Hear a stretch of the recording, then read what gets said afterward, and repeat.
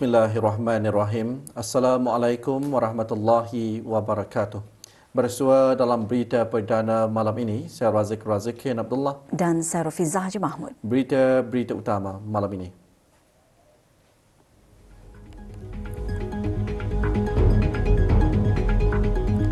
Pengukuhan mekanisme intra-ASEAN secara bersepadu penting, terutama dalam keselamatan makanan dan bekalan minyak dan gas.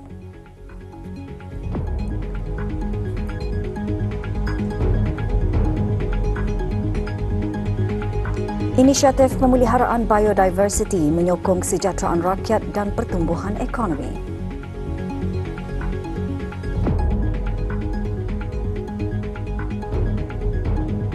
Keberangkatan rasmi ke bawah Duli Yang Maha Mulia Perdana Seri Baginda Sultan dan di-Pertuan Negara Brunei Darussalam ke Republik Persekutuan Jerman mencerminkan hubungan dua hala dan kerjasama yang semakin berkembang dalam pelbagai bidang. Ini termasuk kesaling hubungan keselamatan di Asia Tenggara dan Eropah serta keperluan untuk kerjasama ASEAN-EU yang lebih mendalam untuk kestabilan serantau.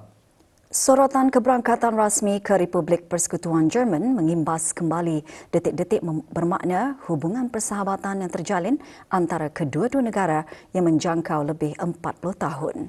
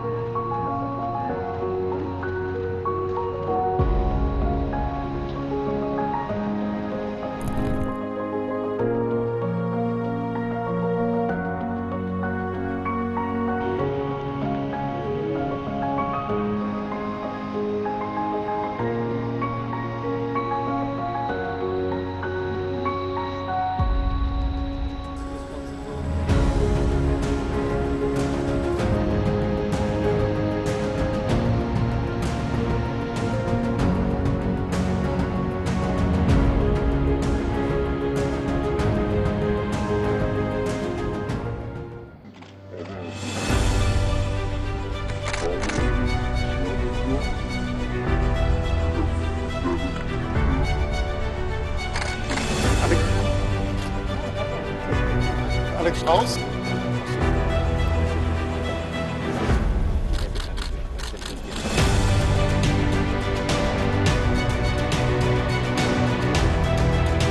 We can indeed look back on the partnership spanning even more than 40 years.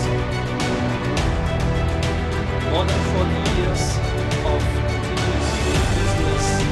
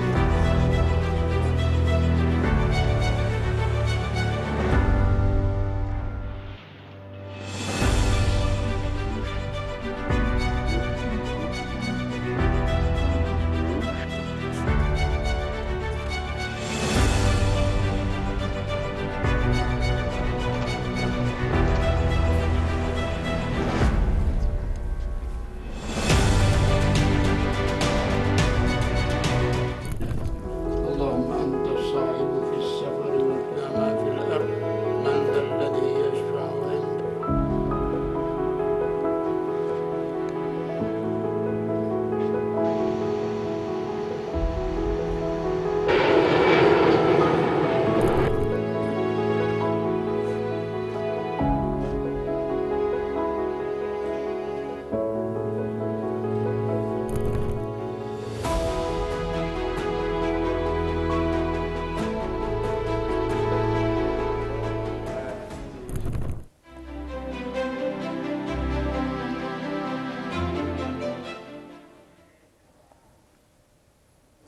Kepentingan kesepaduan dalam mengukuhkan lagi mekanisme intra-ASEAN terutama dari segi keselamatan makanan dan bekalan minyak dan gas antara yang dibincangkan semasa kunjungan hormat yang berhormat Pihin Orang Kaya Sri Lela Datuk Seri Setia Awang Haji Abdul Rahman bin Datuk Setia Haji Muhammad Taib yang dipertua Majlis Mesyuarat Negara kepada Tuan Yang Terutama Lawrence Wong, Perdana Menteri Republik Singapura. Majlis diadakan di Istana Republik Singapura. Semasa kunjungan hormat, kedua belah pihak merakamkan penghargaan atas hubungan dua hala yang kukuh dan sekian lama terjalin dalam pelbagai bidang termasuk dari segi ekonomi dan pertahanan. Yang dipertua Majlis Mesyuarat Negara juga merakamkan ucapan tahniah kepada Perdana Menteri Republik Singapura sempena pengambilan kepengurusian ASEAN pada tahun 2027 serta penghargaan kepada Republik Singapura atas bantuan perubatan yang diulurkan oleh Republik Singapura kepada rakyat negara Brunei Darussalam. Juga hadir Yang Berhormat Pihin Orang Kaya Johan Pahlawan, Datuk Seri Setia Awang Haji Adnan bin Begon Pihin Suraja Khatib, Datuk Seri Setia Haji Muhammad Yusof, Yang Berhormat Pihin Orang Kaya Indra Pahlawan, Datuk Seri Setia Awang Haji Soyoy bin Haji Osman, Yang Berhormat Dayang Hajah Rosmawati binti Haji Abdul Mumin dan Yang Berhormat Awang Zainul bin Haji Muhammad, ahli-ahli Majlis Mesyuarat Negara. Rombongan berada di Republik Singapura bagi mengadakan lawatan rasmi selama 2 hari sebagai usaha memperkukuh kerjasama antara institusi legislatif ASEAN.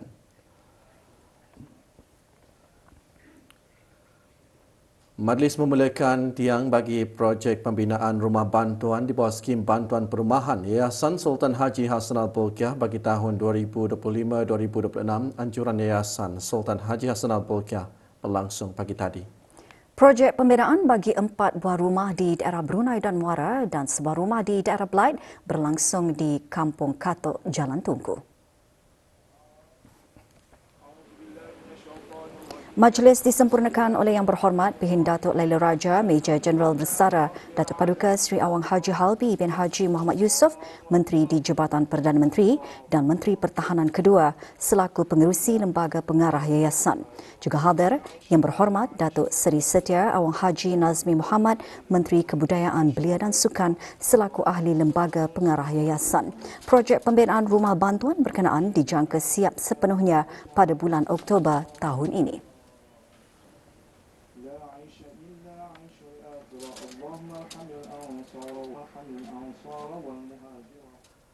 Sempena sambutan Hari Ulang Tahun Angkatan Bersenjata di Raja Brunei ABDB ke-65. Pagi tadi, Kementerian Pertahanan dan ABDB mengadakan majlis membaca surah Yasin dan tahlil khusus bagi almarhum Sultan Haji Omar Ali Saifuddin Sa'adul Khairuddin, almarhumah Duli Raja Isteri Pengiran Anak Damit dan almarhum Duli Yang Teramat Mulia Paduka Seri Pengiran Muda Haji Abdul Azim. Majlis diadakan di Kubah Makam di Raja. Hadir Yang Berhormat Bihin Datuk Laila Raja, Major Jeneral Bersara Datuk Paduka Seri Awang Haji Halbi bin Haji Muhammad Yusof, Menteri di Jabatan Perdana Menteri dan Menteri Pertahanan kedua. Majlis merupakan antara pengisian keagamaan sempena sambutan berkenaan dengan acara kemuncak dijadualkan berlangsung pada 31 Mei ini.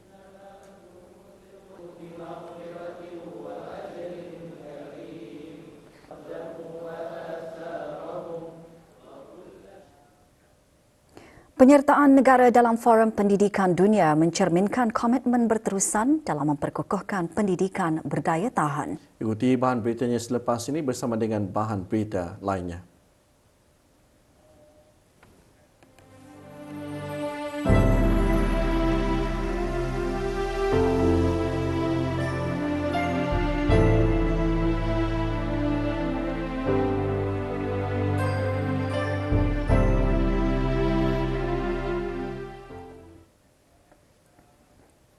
Negara Brunei Darussalam sebagai sebuah negara parti kepada Konvensyen Kepelbagaian Biologi akan terus melaksanakan tanggungjawab dalam memelihara biodiversiti, antaranya melalui Dasar Biodiversiti Kebangsaan dan Pelan Tindakan Strategik 2024-2030 yang berperanan sebagai kerangka kebangsaan dalam menterjemahkan komitmen biodiversiti global kepada tindakan yang lebih berkesan di negara ini.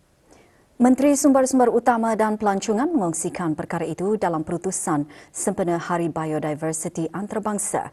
Yang Berhormat Datuk Seri Setia Dr. Awang Haji Abdul Manaf bin Haji Mutusin menekankan melalui usaha bersepadu tersebut, inisiatif pemeliharaan bukan sahaja dapat memastikan kelestarian sumber semula jadi negara, malah turut menyokong kesejahteraan rakyat, ketahanan alam sekitar dan pertumbuhan ekonomi selaras dengan aspirasi Wawasan Brunei 2035. Jelas Yang Berhormat selaku agensi peneraju dalam usaha pemeliharaan biodiversiti, Kementerian Sumber-Sumber Utama dan Pelancongan melalui Jabatan Perhutanan terus melaksanakan pelbagai langkah berdasarkan peruntukan undang-undang serta dasar sedia ada. Sebagai tambahan kepada inisiatif pemeliharaan tersebut, Jabatan Perhutanan dengan kerjasama agensi penguatkuasaan lain terus giat melaksanakan rondaan hutan secara berkala dan bersepadu bagi memantau serta menangani sebarang aktiviti haram. Penglibatan golongan belia juga amat penting dalam membentuk masa depan yang lebih mampan. Oleh itu, institusi pendidikan, organisasi belia dan kumpulan komuniti mempunyai peranan penting dalam memupuk sikap bertanggungjawab terhadap alam sekitar serta meningkatkan penghargaan terhadap nilai biodiversiti. Tema sambutan Hari Biodiversiti Antarabangsa tahun ini bertindak secara tempatan bagi impak global, menekankan pentingnya tindakan bersama dalam kalangan masyarakat bagi menangani cabaran alam sekitar di peringkat global. Penyertaan negara Brunei Darussalam dalam Forum Pendidikan Dunia EWF mencerminkan komitmen berterusan Kementerian Pendidikan dalam memperkukuhkan sistem pendidikan negara agar kekal relevan, berdaya tahan dan responsif terhadap perkembangan global selaras dengan Wawasan Brunei 2035. Baru-baru ini Yang Berhormat Datin Seri Setia Dr. Daeng Haji Rumaisah binti Haji Muhammad Saleh, Menteri Pendidikan, menghadiri forum tersebut yang berlangsung di London, United Kingdom.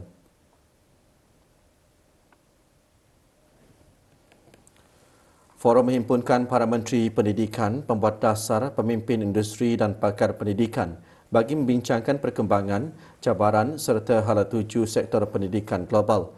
Ia dirasmikan oleh The Right Honourable Bridget Phillipson, MP, Setiausaha Negara bagi Pendidikan dan Menteri bagi Wanita dan Kesaksamaan Jabatan Pendidikan United Kingdom. Menteri Pendidikan juga menghadiri beberapa sesi plenary dan sesi pertemuan dua hala. Juga hadir Awang Aliuddin bin Haji Abdul Rahman, Timbalan Setiausaha Tetap Pendidikan Teras Kementerian Pendidikan. Tema forum tahun ini ialah Pendidikan untuk Masa Depan Bersama, Keamanan, Bumi, Tujuan dan Laluan.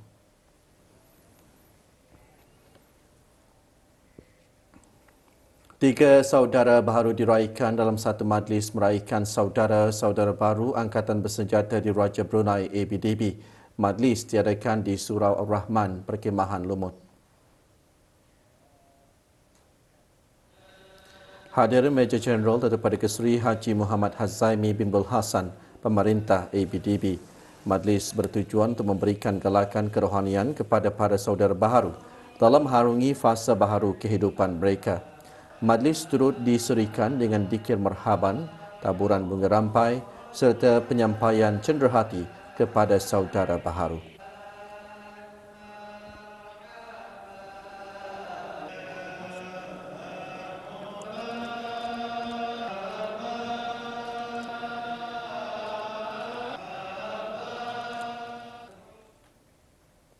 Dalam usaha menyemarakkan budaya membaca Al-Quran serta melahirkan generasi celik Al-Quran, Sekolah Agama Antarabangsa Jerudong petang tadi mengadakan majlis khatam Al-Quran bagi meraikan seramai 72 orang murid darjah 6. Majlis berlangsung di sekolah berkenaan.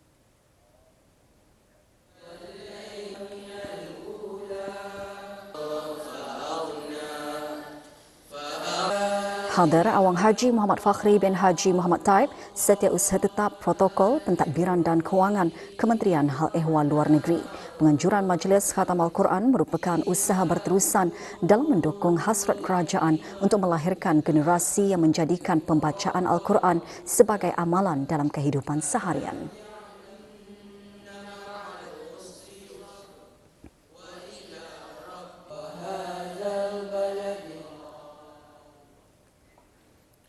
Umat Islam diingatkan sentiasa berusaha menjaga hati sebaik-baiknya dengan berzikir, membaca Al-Quran dan tubuh yang tulus. Sekiranya hati itu bersih, tenang dan disinari cahaya iman, maka seluruh anggota badan juga akan tunduk kepada kebaikan dan digunakan untuk melaksanakan amal saleh yang diredai oleh Allah Subhanahu wa taala. Perkara tersebut ditekankan semasa khutbah Jumaat bertajuk menyucikan hati, meraih qalbun salim. Memiliki qalbun salim iaitu hati yang bersih dan selamat merupakan impian setiap umat Islam. Untuk menggapainya, umat Islam mestilah berusaha dengan bersungguh-sungguh untuk menjaga dan memelihara beberapa perkara. Pertama, hablum minallah iaitu menjaga hubungan dengan Allah Subhanahu wa taala, terutamanya dengan memelihara sembahyang dan mengerjakan tepat pada waktunya. Kedua, hidupkan budaya membaca Al-Quran. Al-Quran ialah obat hati, maka baca, tadabbur dan amalkan membaca Al-Quran. Jika tidak mampu banyak, istiqamalah walaupun sedikit tetapi berterusan. Ketiga, perbanyakkan zikir dan istighfar. Zikir berfungsi menenangkan hati yang resah dan istighfar pula membersihkan noda. Zikir juga melatih kita mengawal emosi, terutama marah, iri hati dan keluh kesah. Keempat, jaga adab lidah dan media sosial. Banyak hati gelap bukan kerana dosa besar sahaja, tetapi kerana dosa lidah seperti mengumpat, memfitnah, merendahkan orang, menyebarkan aib dan menulis tanpa ilmu dan tabayun. Jika mahu qalbun salim, jagalah lidah dan tulisan. Kelima, hablum minan nas, iaitu menjaga hubungan sesama manusia. Kementerian Kesihatan akan terus memantau situasi semasa berhubung penyakit Ebola serta memberikan maklumat terkini kepada orang ramai apabila diperlukan. Penilaian risiko penularan penyakit virus pun dibagio ke negara Brunei Darussalam adalah di tahap rendah. Kementerian Kesihatan mengeluarkan kenyataan tersebut berikutan wabak virus bundi bugyo iaitu sejenis penyakit Ebola yang dikesan di wilayah Ituri dan Kinshasa, Republik Demokratik Kongo serta Uganda.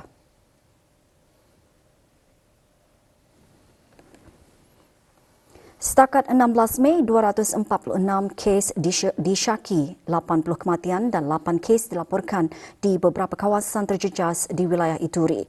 Berikutan itu, Pertubuhan Kesihatan Sedunia WHO telah mengisytiharkan wabak tersebut sebagai Public Health Emergency of International Concern di bawah International Health Regulations 2005 iaitu keadaan belum diklasifikasikan sebagai kecemasan pandemik dan masih di tahap rendah. Walau bagaimanapun, Kementerian Kesihatan menyarankan orang ramai dan para pelancong untuk mengelakkan perjalanan yang tidak penting ke kawasan terjejas di RDC dan Uganda mendapatkan rawatan perubatan segera sekiranya mengalami gejala dalam tempoh 21 hari selepas pulang dari kawasan terjejas, memaklumkan sejarah perjalanan kepada petugas kesihatan dan terus mengamalkan kebersihan seperti mencuci tangan dengan sabun dan air atau menggunakan pembersih tangan berasaskan alkohol. Pada ketika ini, belum ada vaksin atau rawatan khusus yang diluluskan bagi virus tersebut. Akan tetapi, rawatan awal dan penjagaan sokongan boleh membantu meningkatkan peluang untuk sembuh. Pada masa ini, tiada sekatan perjalanan dikenakan kepada orang awam selain meningkatkan langkah berjaga-jaga dan kesedaran di kalangan pelancong. Maklumat lanjut, lari laman sesawang Kementerian Kesihatan atau aplikasi PruHealth. Sementara itu, Kementerian Kesihatan mengambil maklum mengenai kebimbangan orang ramai berikutan laporan antarabangsa mengenai jangkitan hantavirus dan isu kebersihan hostel pelajar yang tular di media sosial baru-baru ini.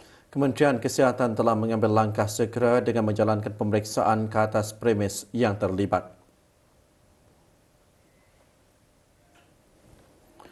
Dari hasil lawatan dan pemeriksaan tersebut, beberapa tindakan telah diambil termasuk memberi nasihat dan saranan penambahbaikan kepada pihak pengurusan premis bagi memastikan langkah-langkah kawalan dan kebersihan dilaksanakan dengan segera. Kementerian Kesihatan menekankan bahawa kebersihan persekitaran dan kawalan haiwan perosak adalah merupakan tanggungjawab bersama pelbagai pihak termasuk pihak pengurusan premis, pemilik bangunan, pengendali perniagaan serta orang ramai. Langkah pencegahan awal penting bagi mengelakkan investasi tikus dan haiwan perosak kerana risiko bagi kesihatan awam adalah serius.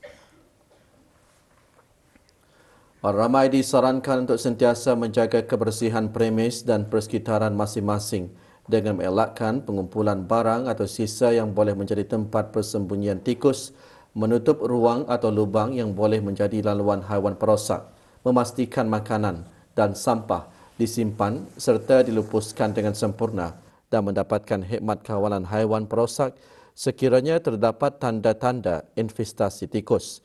Selain itu, orang ramai juga dinasihatkan supaya mengelakkan sentuhan langsung dengan tikus dan haiwan perosak termasuk najis atau air kencing haiwan tersebut. Kawasan yang tercemar hendaklah dibersihkan menggunakan bahan disinfeksi yang bersesuaian.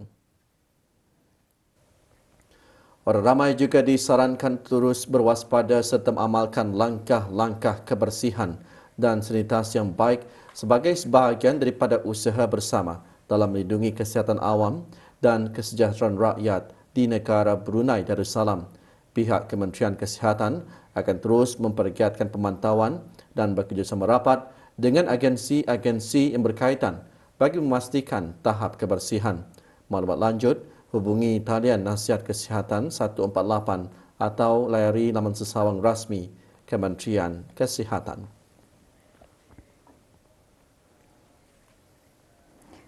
Persiapan giat dilaksanakan menjelang tibanya kemuncak ibadah haji iaitu Wukuf di Arafah. Selain persiapan fizikal dan mental, pengetahuan mengenai ibadah haji khususnya Wukuf di Arafah terus diperkukuh dengan penganjuran kelas-kelas manasik haji. Bakal haji yang mengikuti pakej Al-Hijrah Travel and Tours tidak ketinggalan mengadakan kelas berkenaan. Penganjurannya secara tidak langsung memberi pendedahan kepada bakal haji menjelang kemuncak ibadah haji.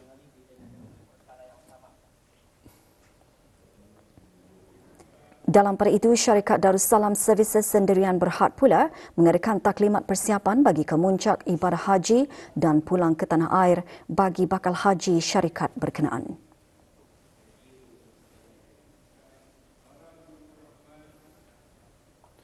Menjelang tibanya kemuncak ibadah haji, bakal haji negara kiat melakukan pelbagai persiapan bagi memastikan ibadah dapat dilaksanakan dengan lancar dan sempurna.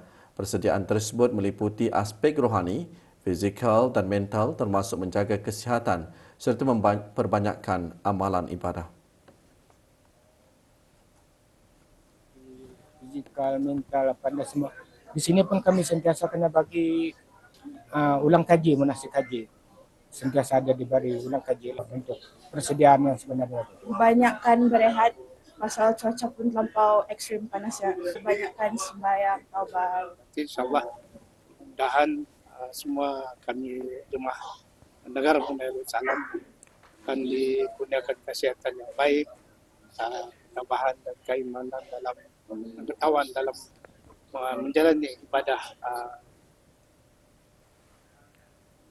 Brunei Darussalam Central Bank BDCB memperkenalkan pindaan garis panduan kawal selia Sandbox teknologi kewangan bagi menyokong inovasi inklusif dan bertanggungjawab dalam sektor kewangan di negara ini. Pindaan meliputi kelayakan penyertaan kepada institusi kewangan, membolehkan syarikat menguji teknologi baharu dan penyelesaian inovatif bersama Sandbox Syarikat Teknologi Kewangan. Usaha itu akan menggalakkan kolaborasi yang lebih besar dan mempertingkatkan pelaksanaan penyelesaian kewangan transformatif merentasi industri. Pindaan tersebut turut memperkenalkan beberapa penambahbaikan untuk memberikan penjelasan tentang kesesuaian penyelesaian yang dicadangkan yang layak untuk diuji dalam Sandbox. Maklumat lanjut, lari laman sesawang BDCB.